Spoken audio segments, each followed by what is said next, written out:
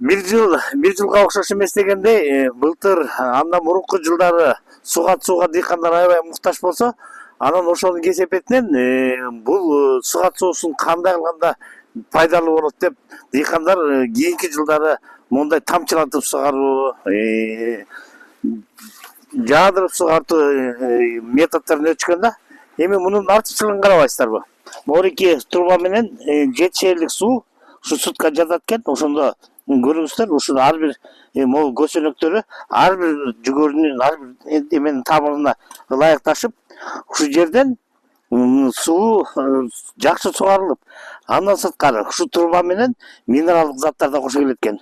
Анан көрдүңүздөр, мына түшүмү кандай болуп атат. Беркинде сугарган менен мунун сугармасы асма менен жердей деп айтышат фермерлер.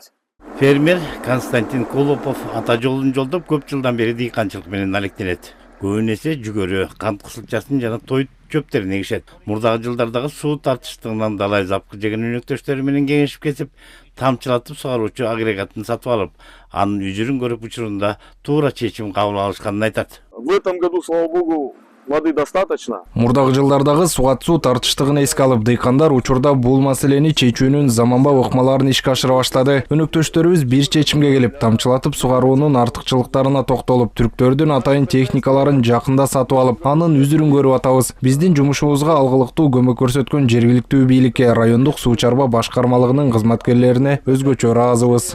Турецкого производства. Чүйдө быйыл түшүм мол болот деп күтүлүүдө. Себеби өткөн жылдары суга суу таңкыстыгынан улам бир топ эмгек талаага кеткен. Быйыл Москва районунун дыйкан фермерлери суга суу тартыштыгынан толук кутулуп, түшүм мурдагы жылдага караганда жакшы болгонуна кубанып турушат. Суу тартыштыгы жок, маселе жок. Суу тарабынан мына Кудай буйрса өйдөкү зонада уже экинчи, үчүнчү сугатын сугарганга даяр болуп турат. Биринчи сугатын баардыгы сугарып бүттү. Мына кызылчалар өзүңүздөр көрүп аткандай экинчи сугатын сугарып бүтүп атышат. Жүгөрүлөр быйылкы жылы суу тартыштыгы болгон жок десек да жаңылышпайбыз. Себеп дегенде суу кенен болду быйыл. Мамлекеттин колдоосу менен ирригацияга керектүү делген каражат маселеси толук чечилгендиктен, адистер аба ырайынын ар бир ыңгайлуу күнүн пайдаланып, суу топтоочу жайларды иреттеп ашкан. Аталган районда 42.300 гектарга жакын сугат жер бар. Сталбек Абдыраев, Руслан Барыненко, ЛТР каналы, Чүй облусу.